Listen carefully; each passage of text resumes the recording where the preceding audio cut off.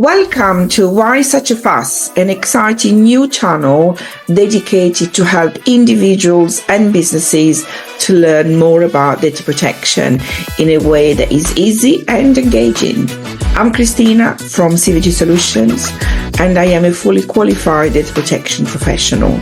I am passionate about educating, empowering, and enabling businesses to thrive.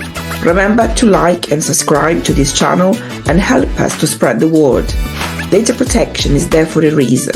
It protects you, your family, loved ones, customers, employees from coming to harm through the use of personal data. So make sure you click subscribe. Now, get ready to embark on a journey of growth and knowledge as we dive into the world of data protection. I am thrilled to welcome Michael Mulholland to the podcast. Michael is a data protection partner at Spencer West Solicitors. Welcome to the show, Michael. Hello, Christina. It's great to be here. Excellent. I'm glad you're here. Now, Michael, in our line of work, we do come into contact with AI. And while there is excitement about this new shining thing and what it can do, it also creates a lot of anxiety, worrying, and fears. And so about people thinking, are our jobs really at jeopardy of being replaced by AI? I mean, what are your thoughts? Yeah, I think the media certainly amplifies the stories around AI, and there's been lots of warnings around the potential downsides of it. So the Nobel Prize winner, Geoffrey Hinton, who was at Google for a long time and left Google, warns about potentially lots of job losses. Potentially half the jobs may go where there's sort of the more simple manual sort of jobs are at risk. He felt the safest job would be like being a plumber, for example. But so I think I went through a period myself of actually being really worried about it. Being a lawyer, you think actually, it does things so rapidly, and what it produces and the quality of what it produces, it's a bit like a calculator doing sums. It's going to be a human being. However, the results are always need some tweaking. You need that human nuance, and so like in recent months. So for a while, I stayed away from AI, like ChatGPT and Gemini, which is what I mostly use now with Google. But I've come back to it now, and I think that having that rest was very good, because come back to it with a new positivity, and I'm seeing that it really can help. And if you're stuck with something, prompts that you can get from the AI is just it's incredible, really, and it helps you to be more productive, and that's what it is. It should be a useful tool to help you in the workplace. Yeah. And emotionally, you have to calm down because it can, the potential of it can be potentially bad for humanity. But at the same time, where we are today, while it's available and it's working, I think it would be not sensible to make most use of it. Yes. So is software really bulletproof? Can we really trust it completely? I think you're always going to need the human intervention and the human instinct and sort of the gut feel and human intellect as well to judge if things aren't going right. I think we've spoken in the past around the post office and the Yes. horizons. So human beings shouldn't betray their autonomy to a machine, and this is why it's been part of the GDPR that you don't have where there's automated decision making. You need a human being that's going to be involved, because the artificial intelligence hasn't reached that level yet of anywhere near having the empathy as I said, nuances of human beings. So yeah, Yes. you And the post office is a clear example, isn't it, of how they could not think that they would not even consider that the machine was a fault. So there had to yeah be something else. It had to be the human that was a fault, not the machine. And so actually that it's really interesting that we tend to trust the machine completely. Well, actually, very often it isn't. yeah. I mean, that's what happened there. Is the it was used as a weapon, I suppose, as a sword, and so a human people say, "Well, I'm completely innocent on this," and then we've done the search and we've done the checks, the IT checks, and we say we're okay, the machines are working, so it can't be machine because it's they're beyond sort Mm. of infallible, and it's the individuals at fault. Well, obviously, it's quite clearly there were errors, and again, it was a human beings covering up Yes. no findings, and there. So even in that instance, it's the human beings at play which are actually controlling the events. Mm. And I remember I did an episode on it from a different perspective, from a GDPR perspective, where basically, if before implementing the new software Horizon, they had done a thorough DPIA, they would have discovered those flaws in the Oh, system, and they would have fixed them from the beginning. So none of that would have happened. So it's really interesting how actually in a digital transformation, GDPR, the tools that GDPR gives you can actually be quite detrimental and important. Um, I yeah, mean, yeah. yeah, sorry. No, I completely agree with you. So the concept of the DPIA and then the privacy by design, it puts right on the forefront at the beginning of new projects or new development Yes, the yes, the uh, the risks that are associated with the technology, and with the AI Act and the regulation and the oversight of new technology, uh, the same concepts of understanding, breaking down and understanding what the technology can do, yes, and ensuring that there's transparency, and that transparency is available to the human beings who are subject to the technology. That that's not going to change. Uh, so they can be regarded as there is no change. This is what it should. This what is should be happening, and will yes, continue to yes, happen. And I don't see why uh, AI technology should be any different from any other pieces of software. You should be able to capture what it can do in the features, yes. and also if the DPIAs, as they evolve as well, you can update that, and when there's new pieces of innovation, Yes. they can be But captured also, as if you think well. about it, Michael, if before we release a new drug, there are test upon test to make sure that the side doesn't causes, detrimental side effects. So we have those sort of standards, if you want, in place. And why can we not have the same with AI? Do you see what I mean? We should have the same with AI to ensure that it doesn't cause harm to the individual.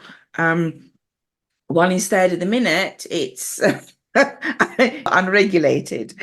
But Yeah, yeah, it's the same as I guess the same with car manufacturing. You don't put cars on the road unless they've had yeah, their safety tests and they yes, reach certain standards. And I think that will be coming down the line.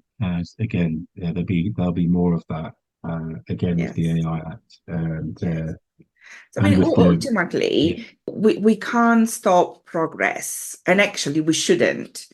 Because, as a species, if we look at our history, really, we thrive on innovation, exploration, groundbreaking breaking initiative.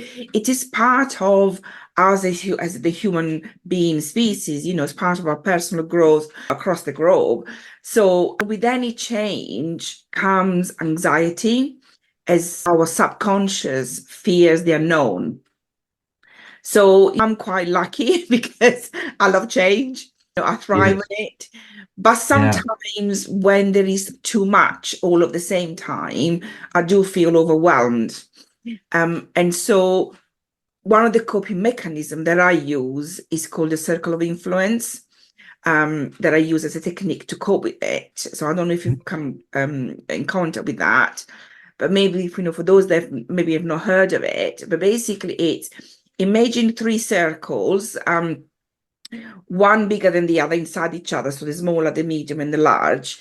The smaller circles is closer to you. So represent the things that you can control, that are within your power to control. The second circle represents the things that perhaps, through others, you might be able to influence. And the third circle, which is the biggest, is really represent the things that are totally outside of your control. So you can't control the things that are in that circle. So we can't stop the emerging of AI. And so we got to stop worrying about it. We might be able to influence in certain, to certain extents, how it's going to be used. You and I, that the protection professional, we might be able to put some pressure on the government to introduce some sort of safeguarding regulations, but that's really as much as we can do. And just not you and me, but all the others as well. And finally, when it comes to the control of it, is really how we use it, which goes back to what you said earlier, Michael, in terms of it does have its uses, it does make you more productive. It's just how you use it. Yeah. So how do you use it, Michael, for your everyday work? Well, yeah, I just on that point around change, we've gone undergone, I'm of a certain age, and but I went to school in the 80s, let's put it that way. And wow, I mean, the world, you couldn't even envisage what was going to happen. The computer that we had at school was very, very basic, and the way the world has changed. So by the turn of this century, then just emails were becoming very fashionable. You imagine we weren't the businesses didn't have, people used to smoke at their desks when I was, Yes. things this change all the time, and it's like, and then so the emails came in, and then there's the social media. There was do you remember Friends Reunited that came along, and I got in touch with my old school friends from that, Oh, and then yes, that's right. Yes, that was yes. very, very popular early doors in the early 2000s, and then then Facebook really took off, and that sort of replaced that.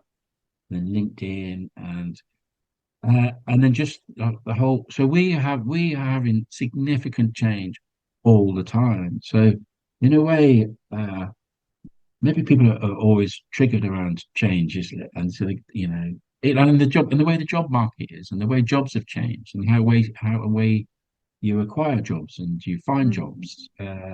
With I said with LinkedIn, you start self marketing and traditional job the traditional job market is changed, and working for Yeah. one company for you You are can apply for a job on your unfortunately. phone now. Yeah, It's you can put on your amazing. phone, and you don't stay at one company for every year now, and there's fractional working, so you get paid by the hour, and there's lots of uh, lots of changes that.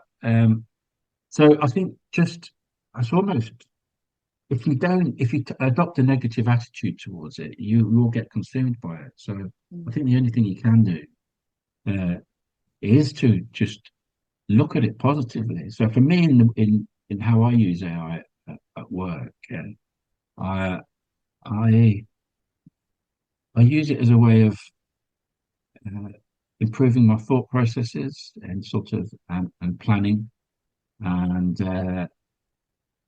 planning into the future as well, sort of like gaming outcomes, and I'm sort of getting quite interested in that. It's good as well for simplifying complex issues, and and it depends what question you put in. And we have contacts in mutual, actually, people who build businesses out of AI, and it, it is a tool. It should be, for us. It should be used as a tool, and and you can't depend on it, but it can make the quality of your output a lot better, and you can produce things a lot quicker. So in terms of personal productivity, if you use it properly and you're right, it's the right questions, you're the right putting the right parameters, and then refine those parameters, it will help you in your in your career and in your life. And Yes. I'm only just discovering now because, as I said, I took a bit of a break from it, from AI, and I've gone back to it now. But I've gone back to it first like a new positivity around it. As actually, because I maybe was a bit frightened by it. It's like, whoa, it's going to take over all the legal jobs. I mean, it can review contracts, but it can't replace that human element. It can't No, do that. It can't no. physically move, and you meet people, shake hands. But yeah, and that's another side of this art that I'd encourage as well, is that one Yes. of the pitfalls of it is don't get stuck on it. Don't get stuck in the egg, because we're not human. We're not robots. We have to get out, and our competitive, our unique selling point in terms of the competition with AI is ourselves as being human beings. And yeah, just go out and meet people and keep networking. That's how we met as well. You know, That's just right. Yes. data protection networking event in Yes. King's You Cross. can't replace the human element. You can't replace the human connectivity, the rapport that you build with people. You just can't do that. AI will, I don't think will ever be able to do that. But like you said, it is a tool. It can make you productive. It can make you better. I mean, for me, for example, I use it in my work to rephrase some of my written work, Yeah, because I find that although I'm sort of relatively fluent in English, sometimes I struggle to express in the written word the right way. So I use it to refine what I've written. I'm also a person with, very few words. I tend, not to elaborate, just go straight to the point. And sometimes it is work best when you can elaborate a bit more and so on. So I do use it, as I said, from my written work. So it's my work. So I write what I want to say, and then I put it into ChatGPT for it to sort of put it in a better way, or structure it in a better way, so that it's still my words, if you want, yeah. but done more professionally. And so that helps me. So that's how I use it. It's still your character and your personality is still Yes, going into it. It is your work, but you've refined it, and yes, it sounds like you've created a better quality product and better output with. So you're using it as a tool as I would. It's the yes, same way. absolutely. And for me, how I use it is very useful. Yeah, it's the quality. It's the. I think we just saying the same thing again, but it's the quality that you of the output that's going to be Yes. improved. Yeah, certainly. Michael, it's been a pleasure having you here. Could you let our audience know how to get in touch with you, should they wish to? Yeah, so I work for Spencer West, which is a multinational law firm, and I'm on LinkedIn under Spencer West, and then I provide advice to businesses on data protection matters, and I'm looking to have contacts with employment lawyers and HR professionals, so who have any queries around data protection and particularly subject access requests. And I'd like to work with startup IT companies and help them grow to become successful, from small companies to global institutions. And I like working with an array of different people. So, yeah, so Michael Mulholland at Spencer West. You can find me on LinkedIn or on the Spencer West website. Fantastic. Thank you very much, Michael. And if you would like to get in touch with me, you can find me on LinkedIn, Facebook, and Instagram. Just search for CVG Solutions. Alternatively, just email me at info@cvgsolutions.co.uk. Thank you for listening. Thank you.